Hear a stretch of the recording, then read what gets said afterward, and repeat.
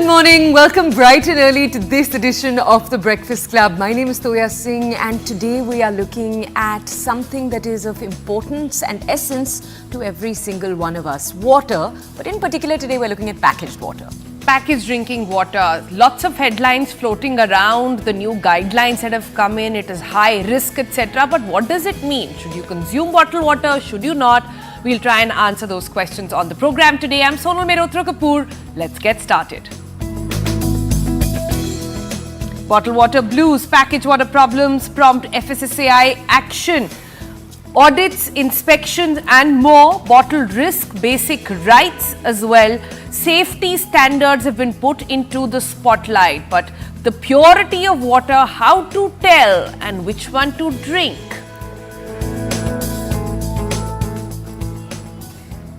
And we'll be then taking you for a journey to Kashmir, a remix of the traditional boat ride, the Shikara ride that you can do in the Dal Lake. There's a new chapter for that as Shikara rides get a geographical indication certification. And we're going to be telling you a little bit more about what that means for the people of Kashmir. Those who ride the Shikaras there, we bring you a report straight from the lake. And on the program, our person of interest, rather our women of interest this morning, Anya Jain and Meghna Sehgal, they join us on the Breakfast Club and they are the creators of the most catchy promos online, of the most watched shows. So how exactly are these two very young entrepreneurs sort of, creating ripples in the wave and in the world of OTT and cinema? We'll decode that.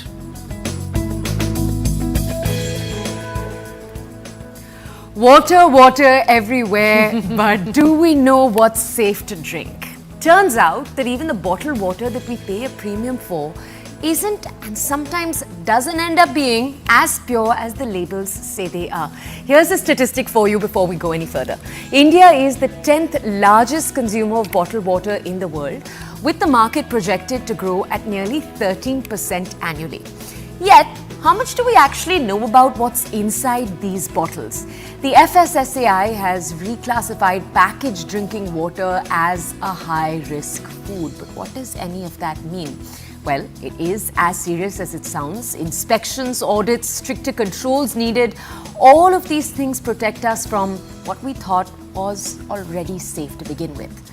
So which brings us to the question, how much do we really know about the water that we are drinking? Do you, for instance, know what an BIS sort of trademark sign is for? Well, no, don't worry. Neither do most of the colleagues who we asked this question to here at Network 18. And they had something to say about how much do they sort of spend on water, how much do they consume when it comes to bottled water, and can they really tell what's the difference? That and much more in this package. Take a look.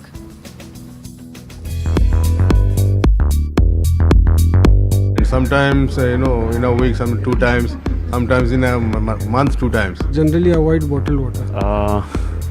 3 times. 1 maybe. Maybe twice a week. I take it on a daily basis. I don't actually buy bottled water. It's only when I go out for a meal is when I order bottled water, like filtered water. Maybe a couple of times, especially when I'm outside. Not very regularly. I drink from home usually. When I'm traveling during that time, I think 2 to 3 bottles per day. But when I am in Mumbai, when I'm in the office, I think weekly I buy 2 to 3 bottles. Maybe once a week. Less than 2 times. Only when I'm traveling outside. 3 to 4 times in a week. The first, we can see the difference is from the bottle size, the layouts, design and the wording. And once we open the bottle, we can, while drinking water, we can feel from the taste. We just check the label of the brand. If it's Bisleri, it's good. I mean, I just go with brands and I assume that the branded ones are the genuine ones. And especially when you see the condition of Yamuna, you tend to think as to what's the source of water. and even the water that goes through the RO, if it is completely filtered. So yeah, that's a constant worry, and what my children are having. Just having the same brand, and I can just tell that yeah, this is an original one, not a copy. Basically, if it is or not original, it is usually sealed by using candle and wax. And if it is actually the original one, it is a different thing which cannot be recycled. If the spelling is wrong, sometimes there are fake things, fake products, or spelling or Bisleri, Bill, Sari, something it's like that. Basically, the taste and the bottle, the surface of the cover actually is changed. Like, if you see the Bisleri, it's more tight and very gripped. But if you have some other local ones, it just gets opened very easily. It doesn't have that cork specifically. Most established brands generally we use. So if I get to know any other brand, we generally avoid that brand. From the packaging, you can of course tell which is Bisleri or Bilseri. So yeah. Usually the logo is slightly different. The spelling of the brand is slightly different. That is how we are able to tell if it's fake or not. Fake brands as well, like Bisleri and somewhere in Bilseri as well. So I used to check the brands first. Well, I've seen the engravings on water bottles, but I am not. It may be a proof of quality or thing, but I'm not sure about it. The bottled water is very difficult to differentiate if it's fake or real. जो घड़ी देख के local में travel करती है, वो इतना कुछ ऑब्जर्व नहीं करती है, वो इतना ही देखती है कि हाँ भाई ये मिनरल वाटर है, स्टॉल पे मिल रहा है, खरीदना. No, I don't know what is BIS. It's a government term, but I'm not sure what exactly it is. Yes, Bureau of Indian Standard. No, I'm not aware about this. Bureau of Indian Standards. I think that's what it is. No. No. No. No. No, I'm not aware about it. Bisleri? Short form for Bisleri. Is it not that answer? I'm hearing the term for the first time. All right, then BIS certainly doesn't stand for Bisleri, that is one. Bureau of Indian Standards. Yes, but we this can't is really- pretend. To be fair, yeah, we were also looking it up yesterday to make sure it was Bureau of Indian Standards. So to be fair, it's not as if we're all knowledgeable on this. Let's go over though to an expert to bring us more context here. Why does any of this matter? What is BIS in this context? Dr. Ridhima Kamesra joins us here. She's a nutritionist and a dietitian. Dr. Kamesra, thank you for joining us here on the show. If we may call you Ridhima or Dr. Ridhima for the next few minutes. Doctor, tell us. Please call me Ridhima. Hi. Awesome. Ridhima, tell us, BIS, this whole controversy that's taken place over the last few days. Clarify why BIS looking for that triangle on your water, on the packaging actually matters. What does it make sure of? See, actually, in the past 4 years, there has been approximately a 40% spike in gastrointestinal issues, which is a little worrisome because we are facing a lot of stomach bugs, like you call it. You will go out and you would drink just water, and by the end of the day, you will feel cramping in your stomachs. The industry realized that there has been some level of contamination. So you'll be surprised to know, till 2011, this enforcement was there in the form of ISI marks that you've heard. Have you heard about ISI marks? Yeah. So it was implemented in the form of ISI. But then the bottle packaging companies, approached the government for a little relaxer norms. And sadly, it was an oversight and this mark was removed. So in 2011, this mark was removed. However, in 2024, the government take cognizance. Though it was an oversight, but I believe the step has been taken in the right direction now. See, there has been a lot of contamination, and India is actually the top most country in South Asian countries in terms of gastrointestinal issues, yani stomach related issues. And not only that, this is spiking at the rate of 6.94% every year. So we have to now take cognizance of the entire situation, correct where it is required. You would have seen these bottled waters. It's like you've already pointed out, it's a huge market. But sadly, we do not know what to take. And in bottled water also, there is packaged drinking water, there is mineral water, there is, alkaline waters, then there is black waters. There are multiple varieties. So what to choose becomes a challenge. I believe it's a very, very strong and a very good step, though it is still late, but I feel it's a step in the right direction. But what's important here is the Bureau of Industry Standards that you call it, which will be there, the triangle mark, will add a more step. Yes, it is more quality. There is no contamination. The plants have been tested. But how well it will be implemented is a question. Because this is going to be a third party check. The third party has go and visit the plants, check the complete process, the manufacturing details, how it is being done, whether all the standards are being met or not, has to be done by a third party, which is going to be approved by FSSAI. That's got to be a slight just challenge. to sort of sum it up, what Dr. Ridhima is trying to say, and this is for all our viewers watching as well, this does not mean that your water is unsafe. This does not mean that you should stop having packaged water.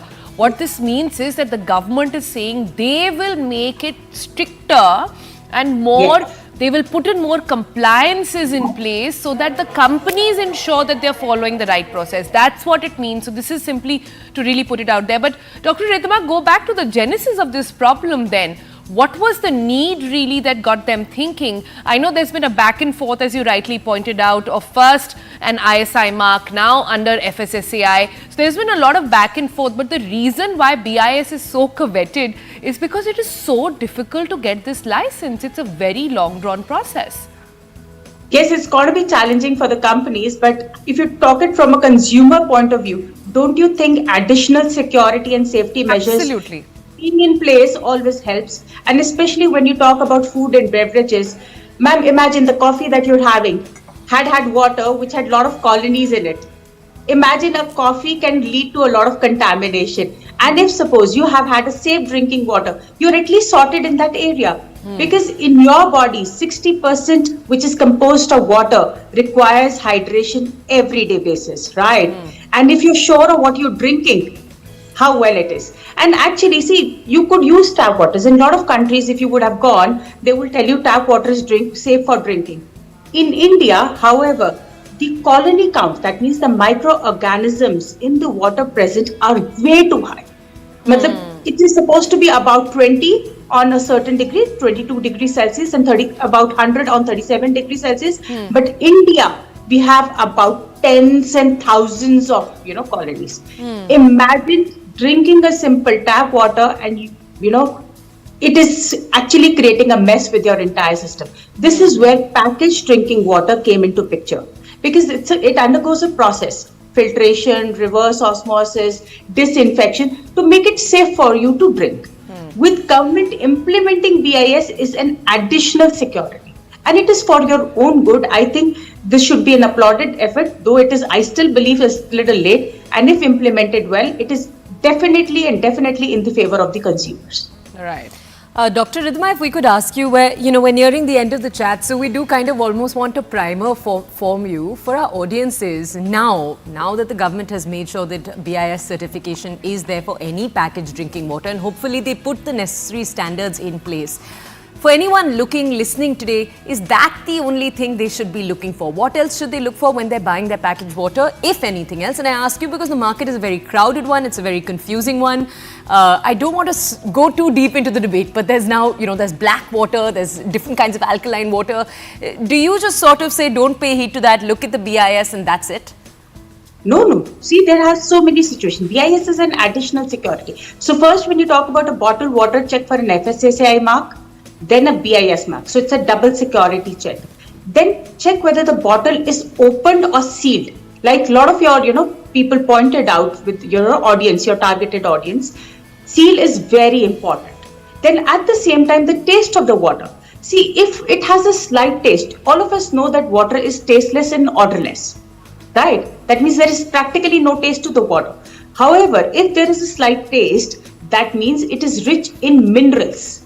It is rich in minerals. It may not necessarily be bad, but how bad is the taste depends on the content, and that amount of minerals, if taken over a period of time, can be problematic.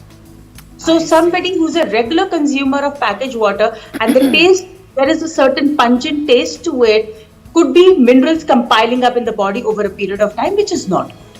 Okay. So now then, according to that, there is also known as pH, which, pH is something which is a little, new to the concept. We talk about alkaline water. Just check that the water should have an alkaline pH value of 7. lot of companies do not write the pH values on the bottle. However, as per the new trends, it is slightly important to write that the water is 7.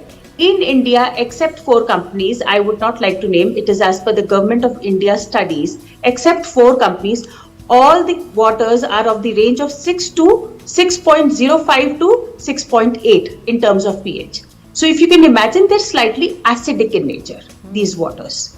Which is where the new market of alkaline water came. So cutting short to the entire thing, check for the standards, check for the seal, check for the brand, check for the taste, and make sure that the TDS, that is the total, deposits in the water, should not be more than 250.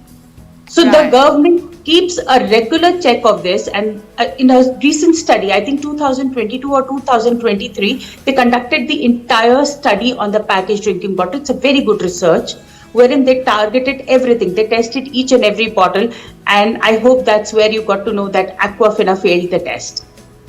So Aquafina was one of those, who failed the test miserably. So that's an important check that you need to be aware. Yeah. Be aware. That's important. So be aware, and this is a step in the right direction for the government to come in. So interesting times ahead for bottled water companies in India, and also the market, because there are so many duplicates really out there. And a lot of people don't have the time. When you're thirsty, you just pick up the bottle, buy for it, and you consume. You don't really think about what's really happening over there. Thank you, Dr. Ridhima, for joining us with all those insights. Talking about tap water, quite interesting how Odisha has actually moved to tap water completely, which is such a game changer. So would love to sort of deep dive on that also. And would love to see more cities gradually over the years, of course, make that kind of how shift. they actually managed to do that. Okay, we're going to head very quickly into stories that are taking place around the entire world right now. We're bringing you our wraps. Let's take you first to something taking place out of space in a sense.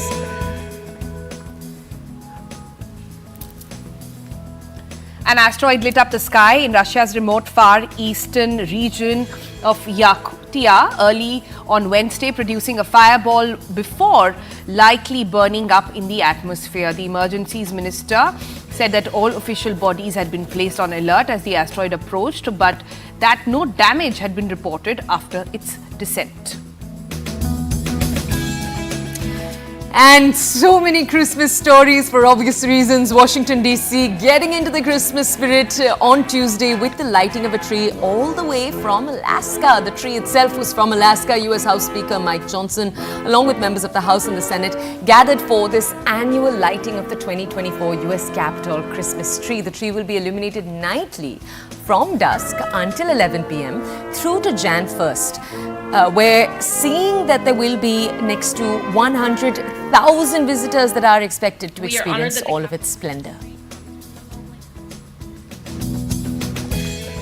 All right, from US to Europe now, where Europe's most expensive Christmas tree went on display in Munich on Tuesday. The almost 3-meter gold tree made out of 2024 Vienna coins has been worth more than 5.2 million euros. Now, how cool is that?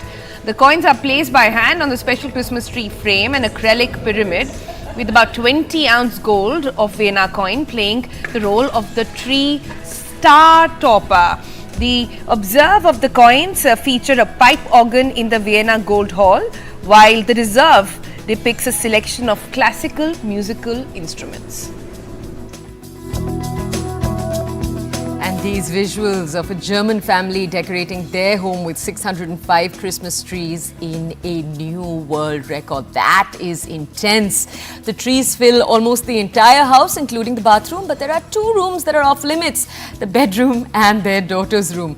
The German family has already broken the same record 6 times in the past. They held the title from 2017 to 2021 and then once again in 2023. That's a fun one. King Charles thanked Qatar's Amir Sheikh Tamim bin Hamad for his country's tireless efforts in mediating a Gaza ceasefire and hostage release deal at the start of the lavish state banquet on Tuesday that was attended by politicians and celebrities such as David Beckham. The Amir said that UK and Qatar were not only friends but also partners at the state dinner in London during the visit to Britain. On the breath. And coming up after the break, we're taking you straight to Kashmir, to the idyllic Dal Lake, and we're taking you for a traditional boat ride, but it's a ride with a twist as Shikaras get the geographical indication certification. What that's going to mean now, this global seal of approval, that and more on the other side. Stay with us.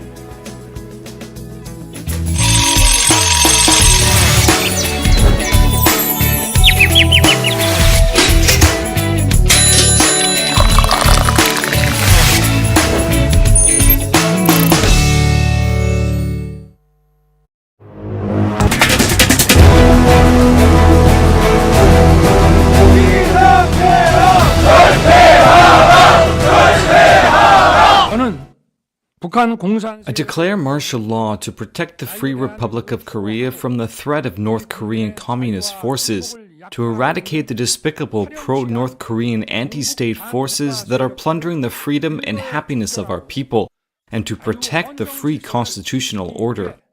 비상계엄을 선포합니다.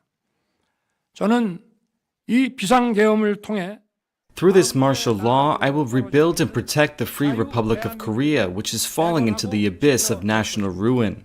To this end, I will definitely eradicate the anti-state forces who are the main culprit of the country's ruination and conduct vicious activities. 반드시 척결하겠습니다.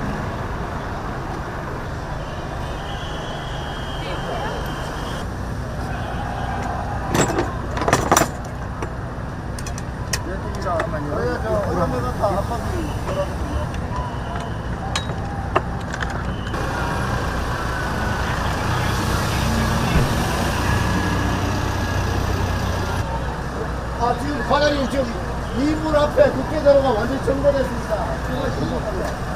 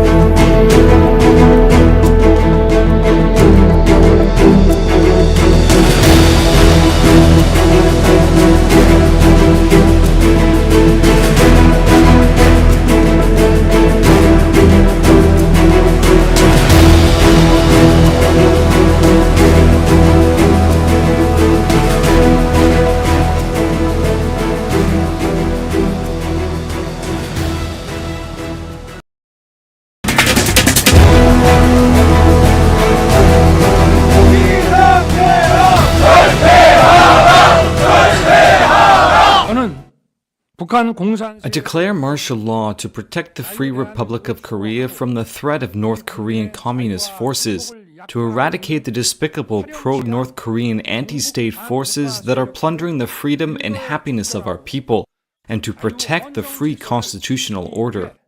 비상계엄을 선포합니다.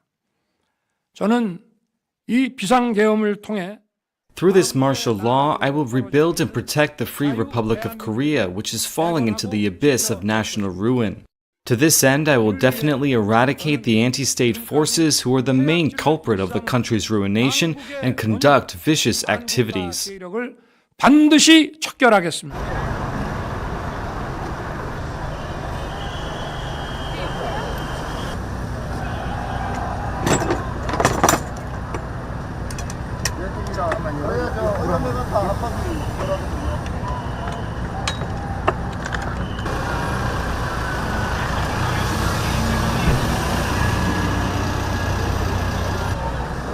지금 과장님 지금 이불 앞에 국회도로가 완전히 점거됐습니다. 정말 심각합니다.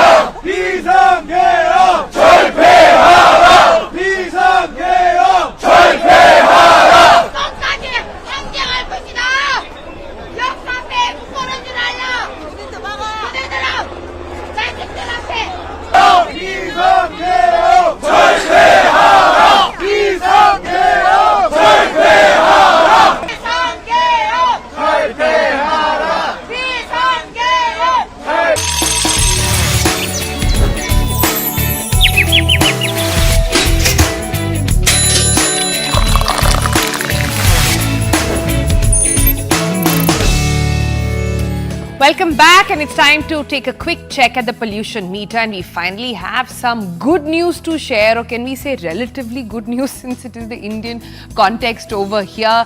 Finally, after days and months of having really bad AQI, it seems to be getting below the 250 mark.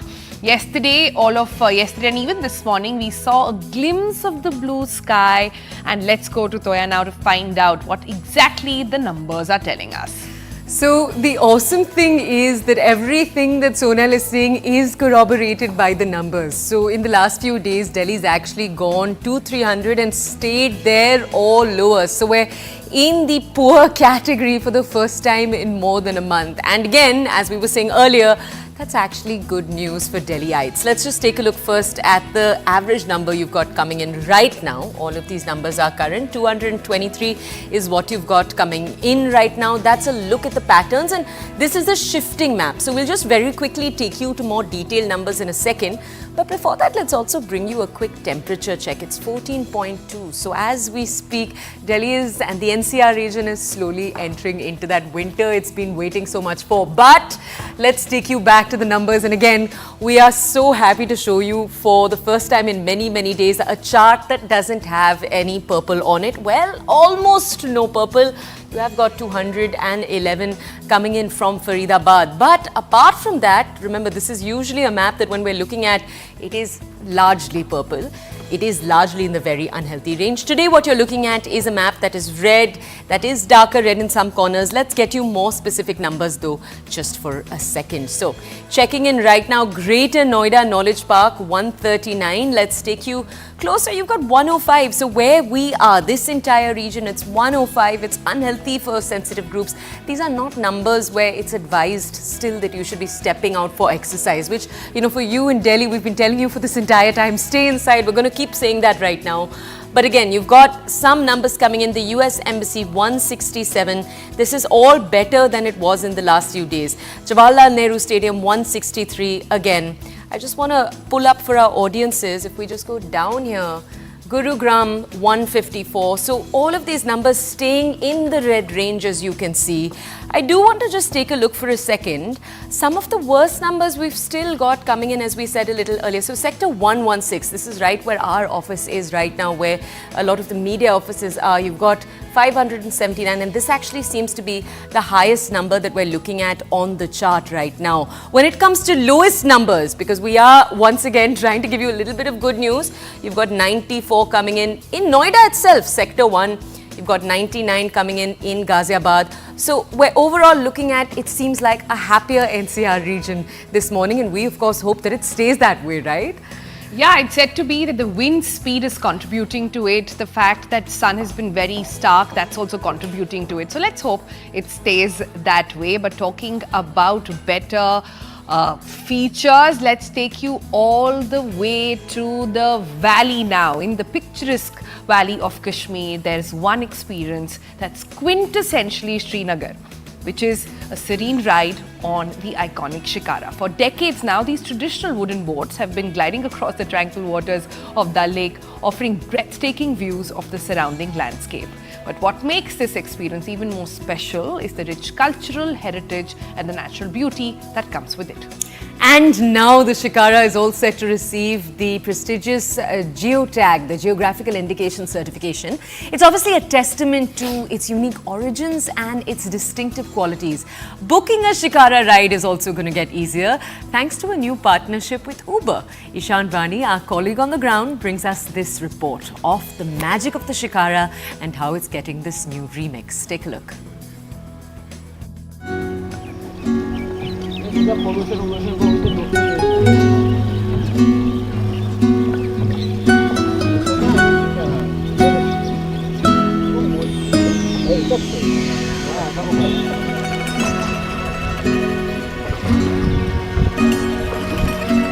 One of the primary attractions of Srinagar's landscapes are the Shikaras. The long, narrow boats with pointed ends have been pictured in several Bollywood songs and movies. Brightly painted and decorated with intricate patterns, they attract locals and tourists alike. Rowed by a single oarsman, often called as Shikara Wala, they navigate through the calm waters of the lakes to give you tranquility. Shikara ride experience बहुत अच्छा था. हम लोग बहुत इंतज़ार करके आए थे इधर, तो एक्सपीरियंस कैसा रहेगा करके, but it was so fantastic. ज़रूर देखना पड़ेगा सब लोगों को. ये हम लोगों का देश है, हम लोगों का जगह है. You should come here and experience this sort of things, and it's very spectacular. The ride offers panoramic sights of the surrounding Zabarwan range, the lush gardens of Shalimar Bagh and Nishat Bagh, and the serene expanse of Dal Lake itself. The reflection of the mountains and the changing light at dawn and dusk makes for a mesmerizing experience. Over the years, they have served as a lifeline for the local community. You might also hear traditional Kashmiri songs sung by the boatmen, enhancing the cultural immersion. देखिए, ये तो world में piece है, world peace है. शिकारा तो एक चीज़ है. शिकारा हर चेहरा यहाँ चांद है, हर ज़रा सितारा. ये वादी कश्मीर है, जन्नत का नज़ारा. ये सिर्फ कश्मीर में है. हमारा सदियों का रोज़गार है, ये हम चालू रखना चाहते हैं. ये हेरिटेज है जम्मू कश्मीर का. जम्मू कश्मीर क्या, पूरा वर्ल्ड का हेरिटेज है शिकारा. बिजनेस तो बढ़ेगा, जब ऑनलाइन वहाँ से होगा तो बिजनेस तो बढ़ जाएगा.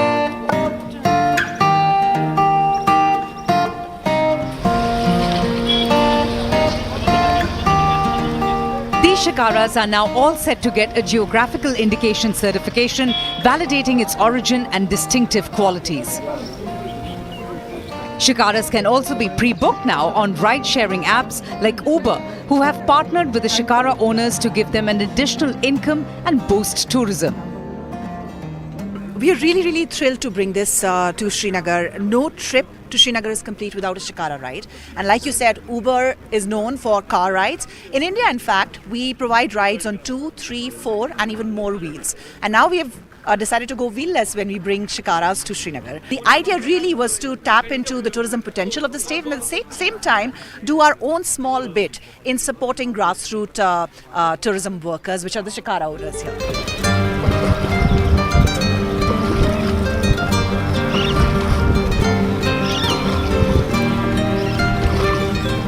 A Shikara ride encapsulates the essence of Srinagar's charm, blending natural beauty with cultural heritage, making it a must-do activity for anyone visiting Kashmir. Seeing me sitting on Shikara early in the morning at the world-famous Dal Lake might get many of you jealous. But yes, this is one such trip which you will not forget if you are coming to Kashmir. This is the world-famous Dal Lake where Shikaras row every morning. Now it is ready to get its global indicator track, which will benefit not only the Shikara owners but also those who are associated with the business. This is a very daunting task to manufacture one Shikara, and now it is going to get that much-needed tag, and this will help boost and bring business to this community, and particularly the tourists will also have now a benefit of booking their Shikara using Uber app. You can book 12 hours prior your Uber ride on a Shikara and then take it without any hassle standing in queue or bargaining on prices, because that prices have been listed and they will be there, and Shikara owners are happy that they'll get additional business out of this. But yes, your Kashmir trip is always incomplete without a Shikara ride, and for cameras, our shoot is incomplete without establishing Kashmir using Shikara. With Bashir Lone, Ishanwani for CNN News 18. It's actually very true. You can't do a Kashmir trip without being on a Shikara, and now you can just book it on an app, which is super cool. On that note, we're going to slip into a break. On the other side, we've got the content queens joining us, Anya Jain and Meghna Sehgal. They join us here on The Breakfast Club. They are now India's hottest production house. What do we mean by that? We'll tell you all about it in a moment from now.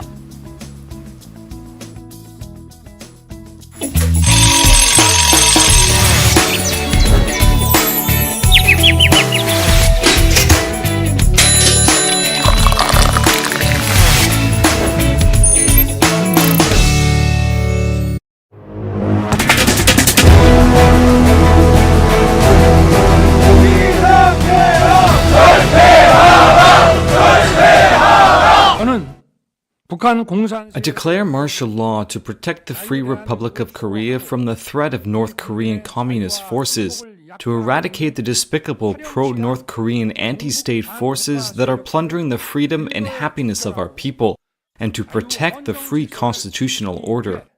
비상계엄을 선포합니다. 저는 이 비상계엄을 통해 Through this martial law, I will rebuild and protect the Free Republic of Korea, which is falling into the abyss of national ruin.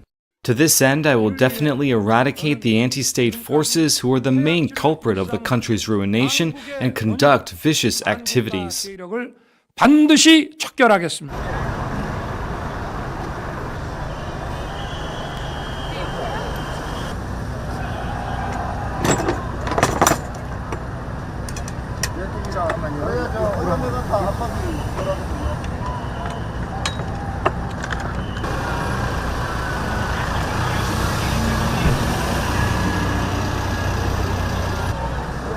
지금 과장님 지금 이불 앞에 국회도로가 완전히 점거됐습니다. 정말 심각합니다.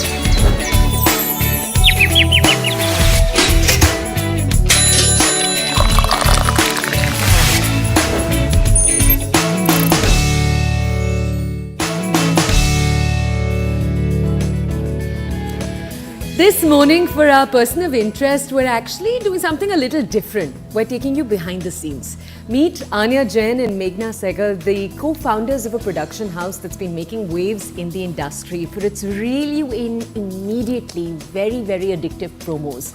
And they're just in their early 20s. They're crafting the iconic promo videos for Coffee with Karan. They've also produced all of the production for What the Hell Navya. They've worked with some of the biggest names in the business over the last few years. Anya and Meghna, also very, very young, have navigated the ever-changing landscape of content creation and storytelling. And we sort of dive into their journey to try and explore what the creative process is all about. How are these two young girls, women entrepreneurs, really rocking and, bringing in waves in the industry? So let's go over to them and understand that. Hi guys, good to have you with us here on the Breakfast Club. First up, let's just start with understanding what's the story behind this partnership. How did you two meet and how did you guys get into saying, okay, this is something that we want to go at? Because I believe one of you have a assistant director sort of portfolio as well.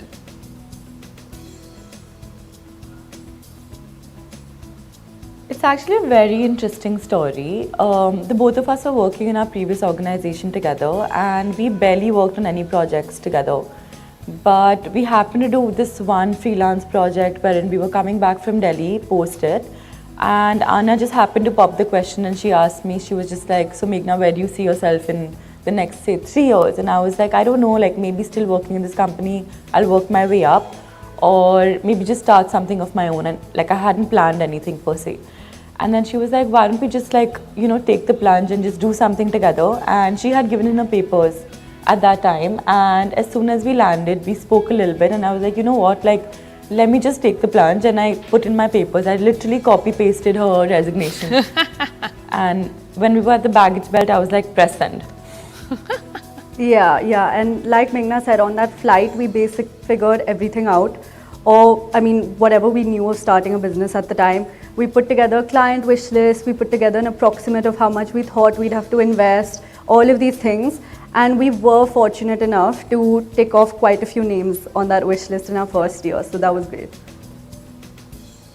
Quite cool. Sound like boss girls, huh? Full list and everything going on. Walk us through the process of creating one of these. So we're actually showing our audiences visuals from What the Hell Navya. How do you actually go about that? How do you sit with the client, plan the process? For example, with this Navya one.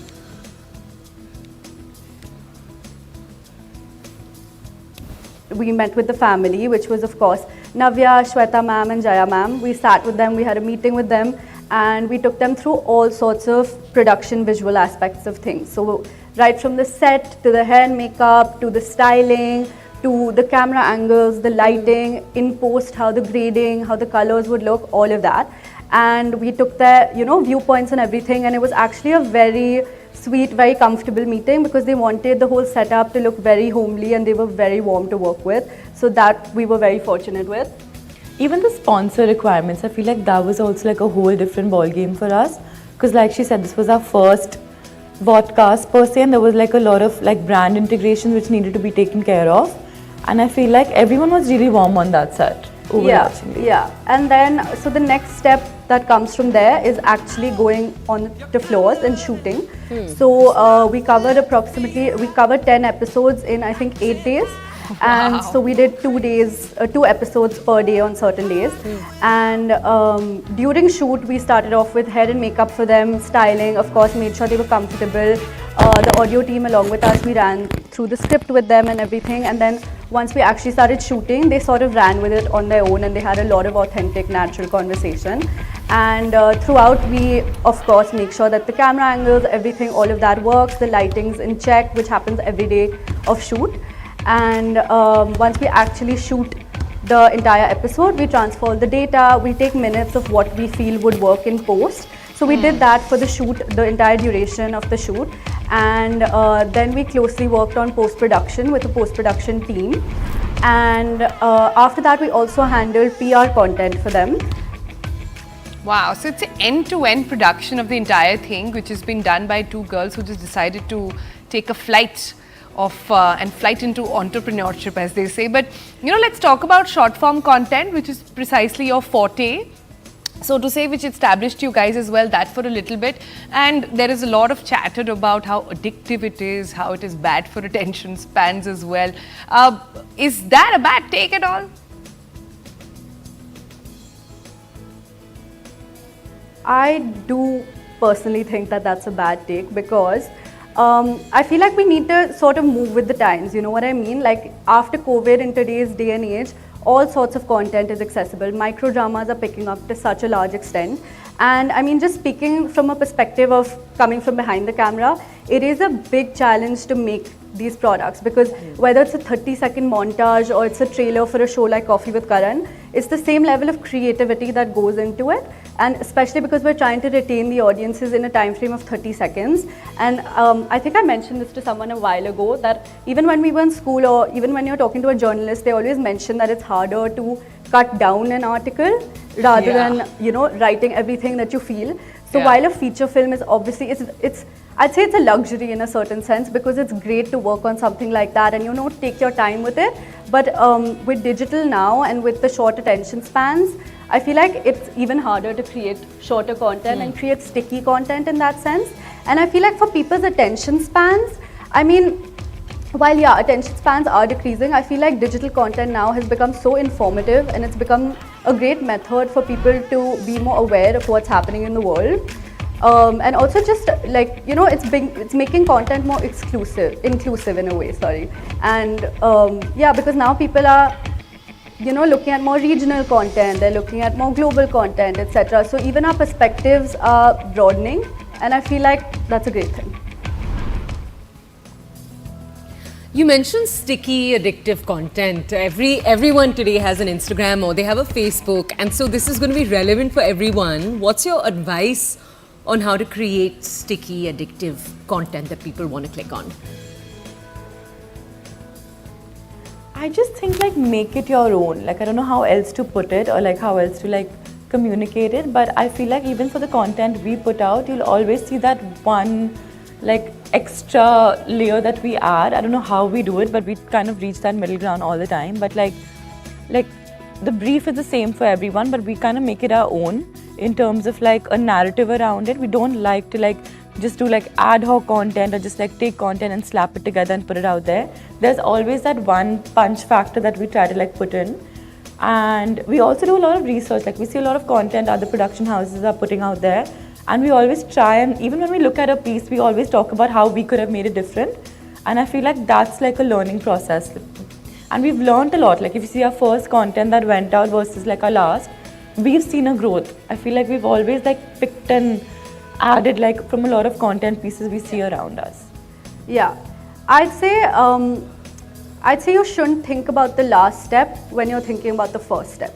So when Meghna and I are pitching to brands, or even if we're just coming up with content ideas for ourselves, sometimes we think of absolutely absurd things which we have no idea how we'll execute. However, we just pitch it. We just sort of take that risk, and I feel like age is a big factor when it comes to that we have that sort of risk-taking appetite.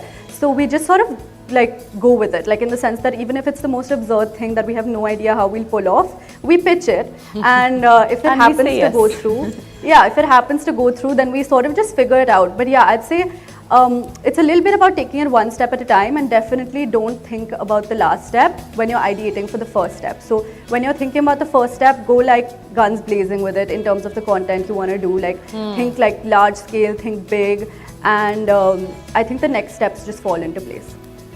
That's a good one. What do they say that, life is about saying yes and then figuring out how. And that's truly coming to life with what you guys are doing. But let's talk about the future a little bit.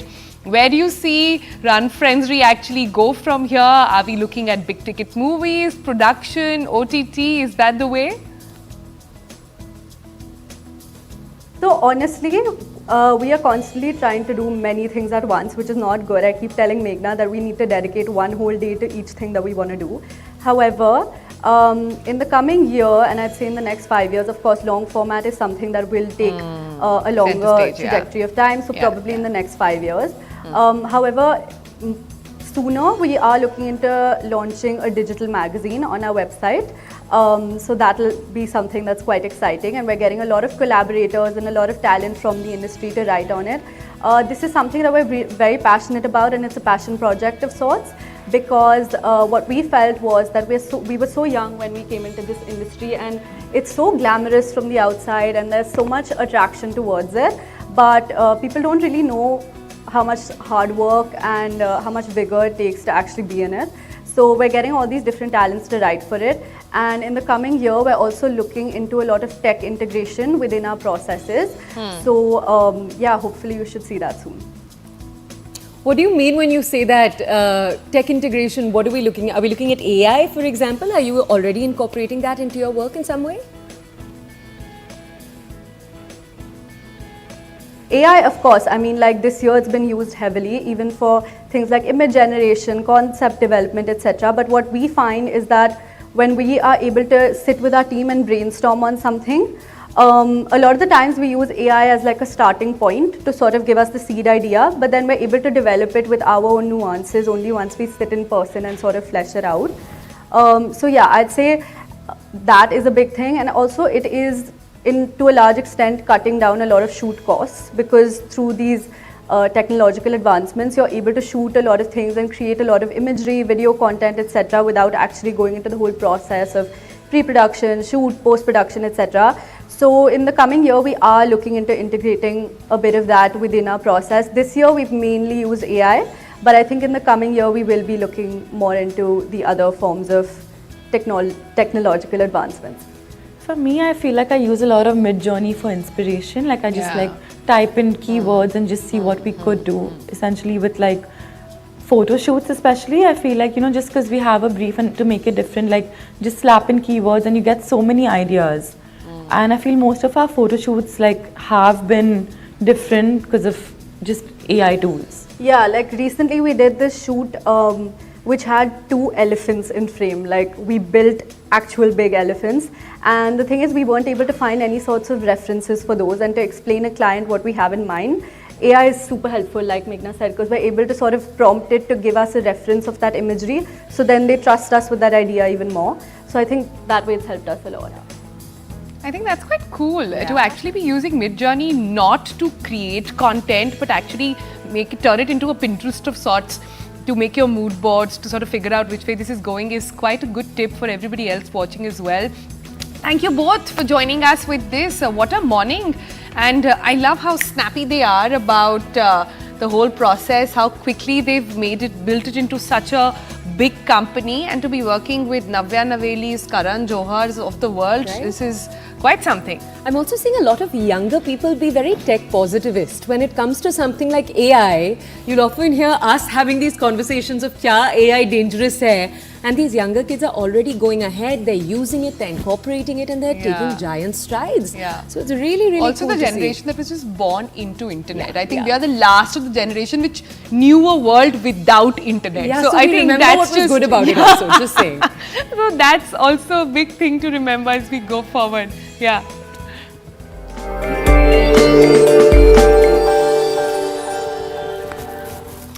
All right, next we bring you a special segment of the financial markets powered by Money Control Pro, Money Control's premium destination for investing and business insights. Let's start with how the markets are pegged to open this morning. Now, GIFT Nifty indicates a subdued opening for Indian stock markets. Asian markets declined in early trade on Wednesday morning amidst political uncertainty in South Korea. US markets, meanwhile, closed flat, with technology shares seeing some buying interest from investors. Meanwhile, gold and silver remained firm on safe haven bets by investors. Let's take a look at a sector in particular. The global crop protection sector remains fragile. This is due to fluctuating commodity prices. There's inventory destocking and deferment of purchases. You have major innovators that are holding large inventories. Therefore, a cautious approach is being adopted across the entire industry. You have domestic industry that has as well been impacted by all of the erratic rainfall we've been seeing across the country. Major players in the industry are facing a cautious near-term outlook on this. Now, you can log into Money Control Pro to find out more about the biotechnology industry, related areas, and any other kind of actionable insight on the market. It's the premier destination for all investing views and financial insights that you'll ever need. Brought to you, of course, by Money Control.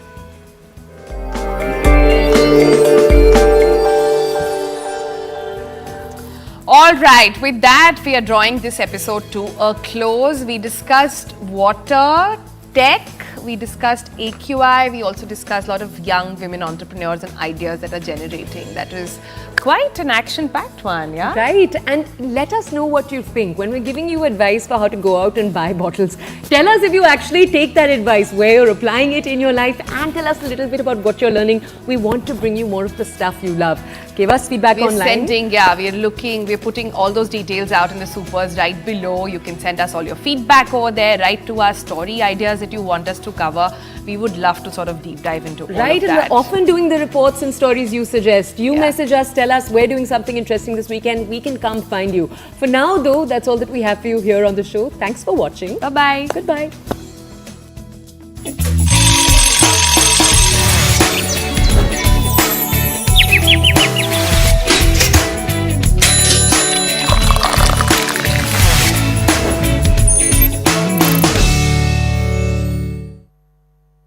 रात है।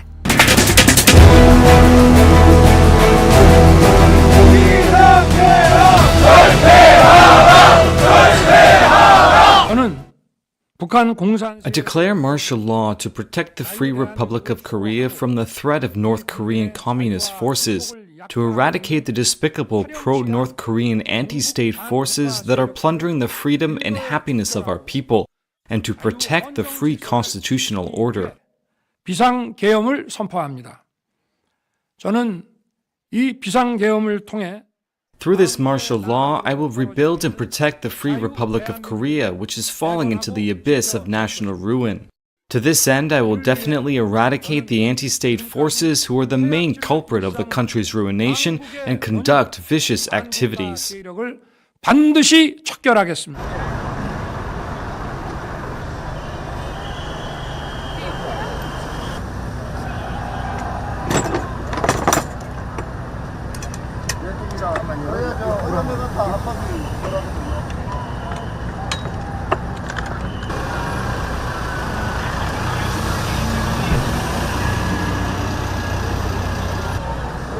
지금 과장님 지금 이불 앞에 국회도로가 완전히 점거됐습니다.